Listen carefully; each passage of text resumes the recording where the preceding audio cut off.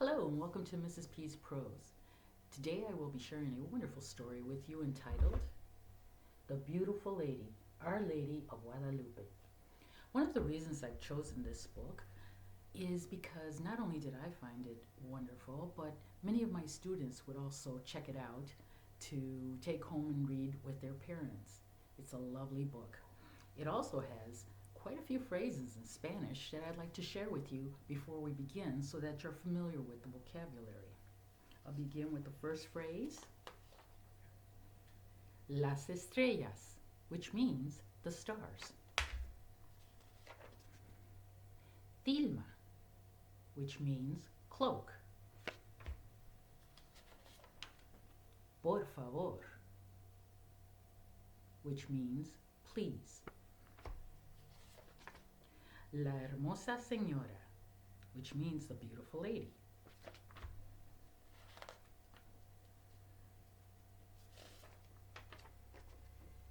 La señora, the lady. La luna, the moon.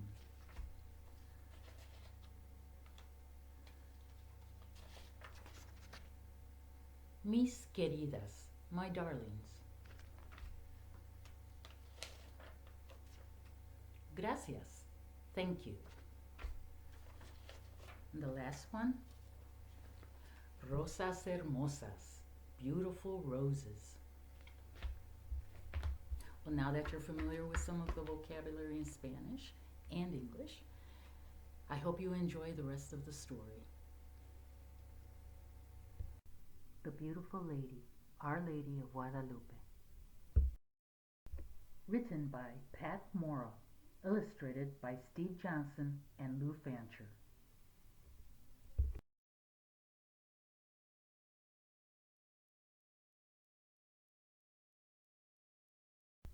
Look, I did it! Terry holds up a bright red paper flower. Gracias, Grandma Lupita, for teaching Terry to make these, I say. I used to make flowers like this with my grandmother in Mexico, said Grandma Lupita. When we'd go to the market holding hands, we'd see the huge paper flowers.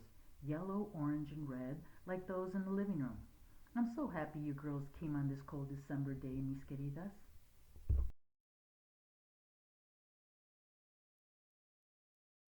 Who's that pretty lady? Asked Terry. I like all the gold stars on her cloak. I like her face, too. That's Our Lady of Guadalupe, and today is her special day, says Grandma. Every December, Rose and I make pretty flowers to put around the statue. And every December, Grandma Lupita tells me the story of Our Lady of Guadalupe. Long ago, Grandma begins, on a cold December morning near what is now Mexico City, a man named Juan Diego put on his tilma, his cloak, and started down the road to church. As he walked along, he heard lovely bird songs swirling through the air at the top of Tepeyac Hill. Curious, Juan Diego looked up. Suddenly, all the birds were silent. Juan Diego heard only the wind. Then, at the top of the hill, Juan Diego saw a shining bright light. Grandma carefully pulls the folded paper she's holding into red petals. Please don't stop, says Terry. What happened? Grandma smiles. Like morning sunlight, as if the sun had slid down to the earth, the hill glowed. In the middle of all that soft light was a beautiful lady, says Grandma, picking up the statue. Her cloak shone with stars. She was floating on a sliver of moon. Her skin was brown and beautiful. The lady smiled. Juan Diego wondered who was this lady surrounded by light. Juan Diego, said the lady. Her voice was like a song, like river music. The lady asked Juan Diego to go visit the bishop in the nearby city and ask him to build a special church for her on the hilltop. She wanted a place where people could rest and pray. Juan Diego started down the dirt path. He was a good man and wanted to do as the lady asked, but he didn't know the bishop, who was a very important man. When Juan Diego arrived at the palace, many people were waiting to speak to the bishop. Juan Diego stood quietly. He waited and waited and waited. I don't want to disappoint the beautiful señora, thought Juan Diego. Finally, it was his turn to say a few words to the bishop. The bishop listened. He thought. But then he said he needed a sign, proof from La Hermosa Señora. Juan Diego wished he could build a church himself. He walked home slowly. He went softly by Tepeyac Hill, hoping he wouldn't see the lady again. He didn't want to tell her that the bishop was not ready to build her a church. "Juanito," called the lady. Juan Diego looked up and saw the beautiful lady. Rays of light shone behind her. Then Juan Diego looked down sadly. "Ay, señora, I feel embarrassed," he said. "The bishop asked for a sign from you. Maybe you should ask a rich and important person to talk to the bishop. I am a poor man, and I have no influence." The kind lady smiled. "Juanito," she said, "you are a good man. I want you to go speak to the bishop again and ask him to build my church, here, on this hill." The next morning Juan Diego again put on his tilma and went to see the bishop. He waited and waited and waited. He wanted to make the kind and beautiful señora happy. Finally it was his turn. The bishop listened and said, "Por favor, bring me a sign from the lady."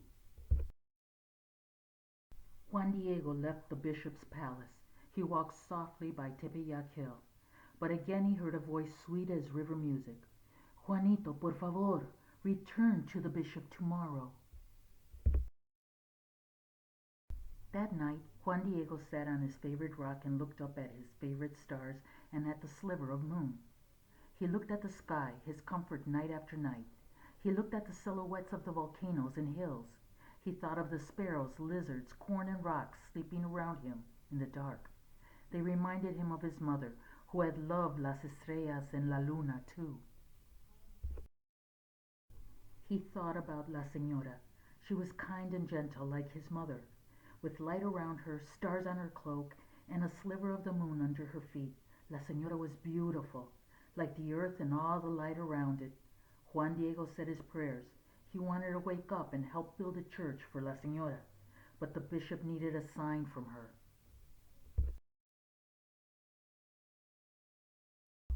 The next day Juan Diego watched the sun rise and thought about the light around the beautiful lady.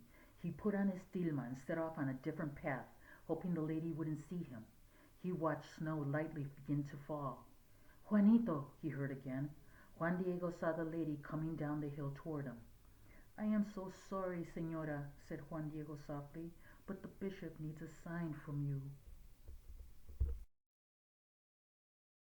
Like a kind mother, the lady smiled and pointed. "Go," she said. "In your tilma, bring me flowers growing at the top of the hill." "The cactus?" asked Juan Diego. The lady smiled again. "The flowers, Juanito," she said. Juan Diego thought, "It is winter. How can there be flowers?" But Juan Diego climbed. "Oh, señora," he gasped. The plants glowed like jewels. The hilltop gleamed with tiny rainbows, and Juan Diego saw roses, rosas hermosas, blooming red in the snow. Slowly he gathered flowers in his tilma and took them down to the lady. Carefully, she arranged the roses in Juan Diego's cloak. "There," she said, "take those to the bishop." Juan Diego ran cautiously so as not to drop the flowers. When he rushed into the bishop's palace, everyone stopped. Everyone looked at him. In all that sudden silence, Juan Diego opened his cloak. He couldn't wait for the bishop and everyone to see the roses from the beautiful lady. As the roses tumbled out, their sweet scent floated around the room. Then everyone pointed at Juan Diego's tilma. He looked down. There, on his cloak, was the image of La Hermosa Señora. Everyone saw her in the sun's rays, the stars on her green cloak, and how she floated on a sliver of moon. Then, says Grandma, Juan Diego carefully touched her beautiful brown face. The end, I say. Grandma smiles and pats my hand. She touches the face of Our Lady of Guadalupe. Grandma says, many people now visit Our Lady's famous church. They look up and see Juan Diego's tilma, and they see the gentle face of Our Lady of Guadalupe.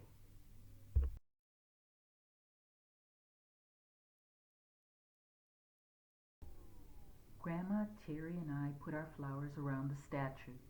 I love that story, Grandma, I say. Your name is Lupita, so this is your special day too, right? Grandma hugs me and says, Rose, Terry, I have a surprise for you. She takes us to the kitchen. Look, says Terry, rose cookies. They smell delicious, Grandma, I say. Roses in December, a party to celebrate Our Lady of Guadalupe.